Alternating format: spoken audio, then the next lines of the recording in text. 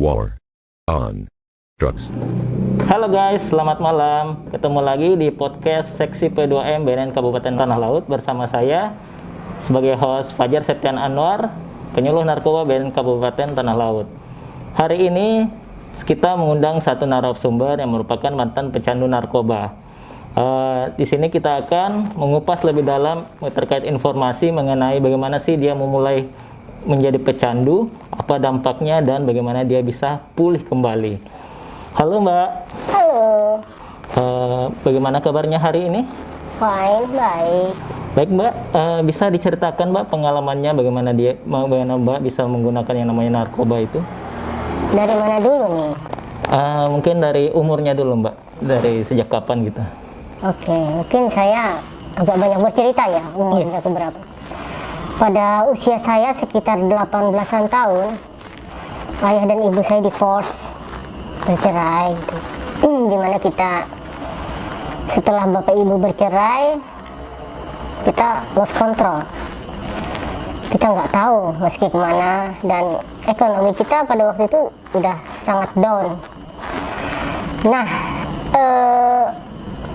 dari keinginan untuk meningkatkan ekonomi itulah paling tidak untuk bertahan hidup. Saya harus, dalam hati saya harus pergi kemanapun untuk menafkahi diri saya sendiri waktu itu. Paling tidak untuk menafkahi diri saya sendiri. Ya kebetulan juga bapak saya entah kemana, dan ibu saya kerjanya serabutan mas.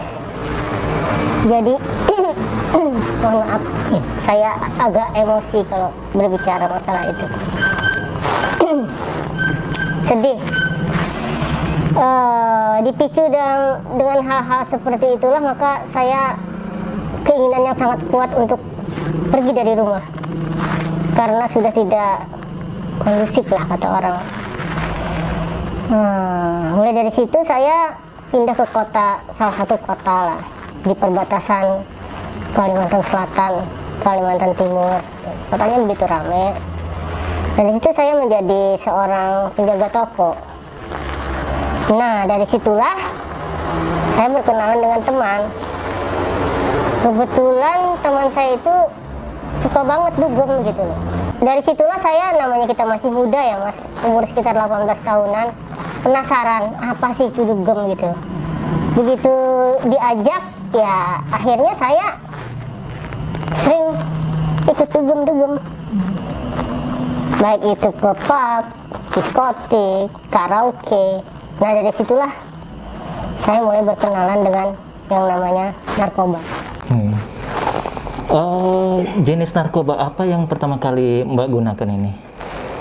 Kalau di tempat-tempat dugem itu rata-rata kita tidak mengenal yang namanya gaduk, yang kata orang sekarang ini enggak. Itu ecek-ecek bagi kita. Biasanya kalau di tempat-tempat karaoke, diskotik, kita dikasih ekstasi. Pertama kali saya dikasih ekstasi, saya nggak tahu sebenarnya itu obat apa. Cuma teman saya mengasih gitu aja. Ya katanya supaya play lah, supaya lebih on, supaya lebih, nggak tahu lah, dugem sampai pagi kan. Kita perlu tenaga supaya kita lebih enjoy aja. Ya, berarti supaya lebih kuat untuk menjalani profesinya. Kalau boleh tahu Mbak, pekerjaannya apa? Ya dulu waktu saya pertama kali dapat pekerjaan menjaga toko. Tapi setelah saya sudah mulai memerlukan uang yang banyak dan lingkungan saya, ya udah saya sebut tadi dugem, macam-macam saya beralih sebagai ladies companion. Tahu kan mas? Iya, ladies companion. Nah, di karaoke, diskotik, waitress. Ya pokoknya yang berhubungan dengan dunia gemerlap lah. Yang hura-hura. Yang penting saya dapat uang dan bisa enjoy, bersenang-senang dengan teman-teman. Jadi ekstasi itu didapatkan dari teman-teman Mbak atau Mbaknya sendiri yang membeli dari pengedar? Pertama-tama saya nggak tahu namanya pengedar. Saya tahu teman saya aja ngasih obat supaya kita play, enjoy. Ternyata memang benar saya rasakan. Begitu saya minum obat itu, yang mungkin saya tahunya sekarang itu namanya ekstasi, memang benar kalau kita lagi dancing, begitu musik dimainkan sampai pagi kita nggak ngerasa lelah gitu. Nah setelah itu beralih ke sabu dan sebagainya. Ganja juga pernah dikasih rokok sama teman. Itu sudah berapa lama mbaknya menggunakan narkoba? Sejak umur 18 tahun sampai sekitar umur 32-an. 30 tahun.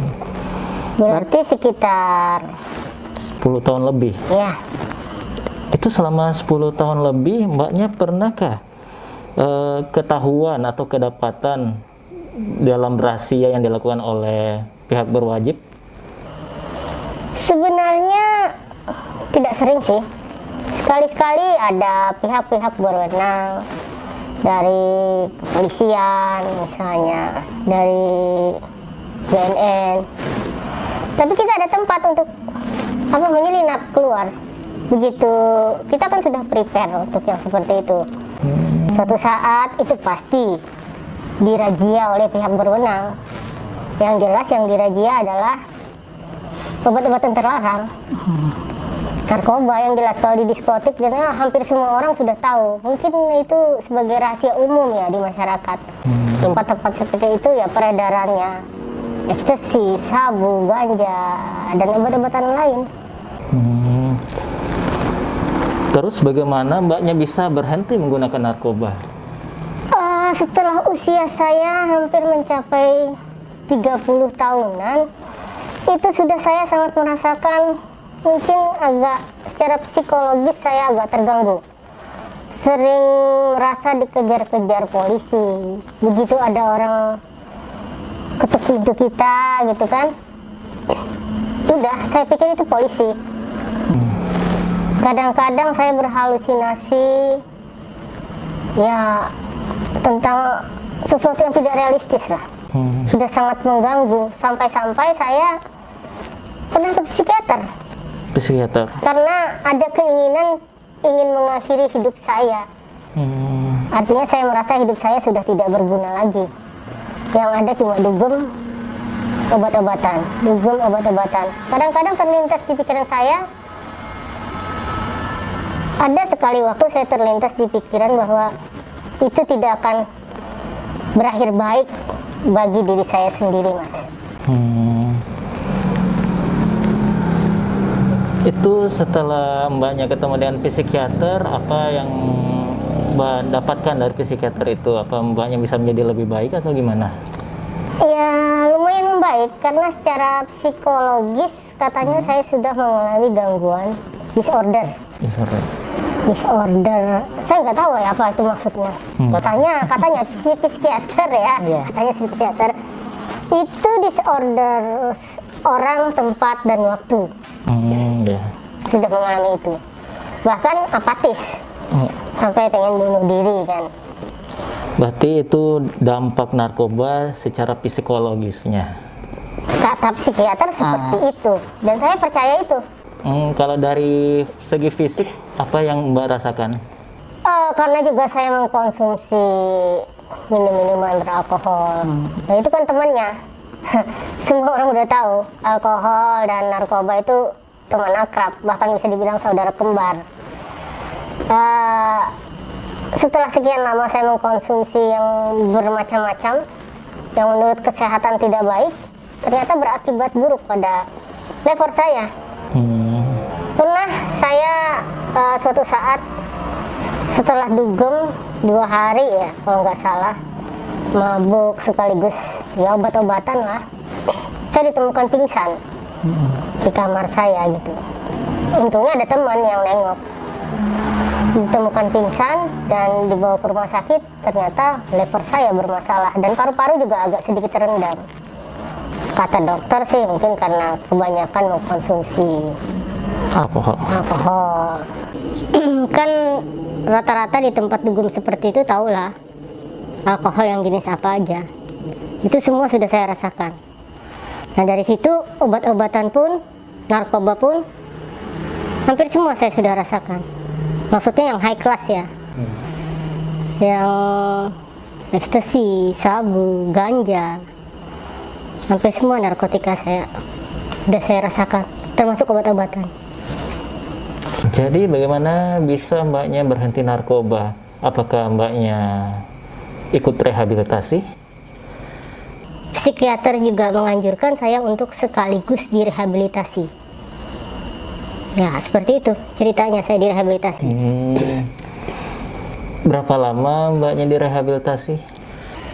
Dulu waktu pertama kali saya direhabilitasi itu sekitar hampir 3 bulanan. Hampir 3 bulanan saya mulai pulih, tapi tidak berapa lama karena saya masih kerja di tempat seperti itu, lingkungan yang sama, akhirnya saya kembali lagi menggunakan narkoba, dan untuk kedua kalinya saya direhabilitasi lagi.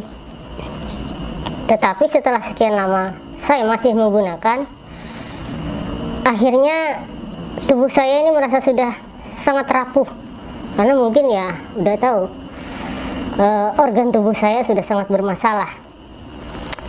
Nah, akhirnya yang kedua itu yang saya mulai sadar bahwa nggak ada habisnya saya hidup seperti ini. Dugem, minum obat, kerja, dapat uang, akhirnya habis untuk beli narkoba. Sampai suatu saat saya merasakan harus memutuskan untuk tidak menggunakan lagi narkoba, karena sudah sangat bermasalah, baik bagi fisik saya yang saya rasakan begitu sakit, juga psikologis. Saya keluar masuk psikiater, keluar masuk panti rehab. Ya, mudah-mudahan kedepannya nanti 100% lah bisa, mudah-mudahan. Jadi sejak direhabilitasi mbaknya ini sudah nggak menggunakan narkoba lagi? Tidak serta-merta langsung, karena untuk ketergantungan narkoba itu sulit sih sembuhnya. Dari niat hati saya aja, dan dari dorongan bahwa fisik saya sudah sangat lemah, psikis saya juga sudah sangat terganggu, dan saya juga bekerja sudah tidak ada terlalu, istilahnya kata orang, bergairah lagi gitu. Akhirnya lambat laun saya memutuskan untuk berhenti. Sekitar hampir 1 tahun ini saya sudah mulai berhenti. Cuman saya sudah berhenti narkoba, tetapi saya harus minum obat-obatan lain. Obat psikiater juga obat dalam saya, paru-paru dan lever. Setelah direhabilitasi, mbaknya kan kembali bekerja. Apa mbaknya tidak memiliki keinginan lagi untuk kembali menggunakan narkoba? Mungkin ada pengaruh dari temannya lagi? Saya mungkin sudah memutuskan, karena sudah perasaan sakitnya itu saya sudah tidak tahan. Begitu lever dan paru-paru saya kambuh, tidak minum obat, sakitnya bukan main.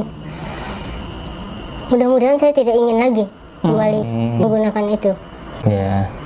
Dan saya sekarang sudah tidak bekerja lagi di tempat dugem. Oh, udah ganti pekerjaan? Ya, di tempat konveksi. Ya, sedikit-sedikit lah, yang penting menyambung hidup. Iya. Udah tidak terlalu berat lagi pekerjaan saya. Alhamdulillah lah, kalau begitu mbaknya sudah mulai berhenti yang namanya narkoba. Semoga kedepannya mbak ini tidak akan pernah lagi menggunakan yang namanya narkoba. Mudah-mudahan.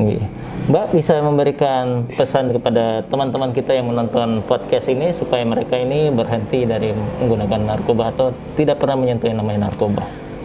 Oke teman-teman, seperti pengalaman saya, sekali kita menggunakan narkoba, itu kita akan kecanduan dan sangat sulit untuk keluar dari ketergantungan narkoba itu sendiri.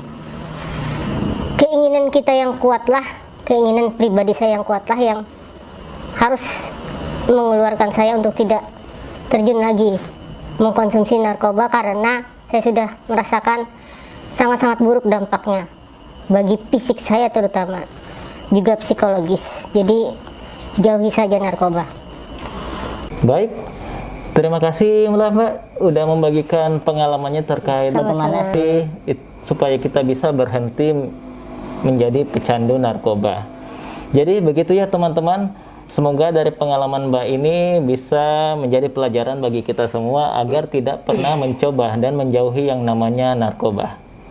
Oke, sekian dari podcast dari kami. Sampai jumpa di pertemuan selanjutnya.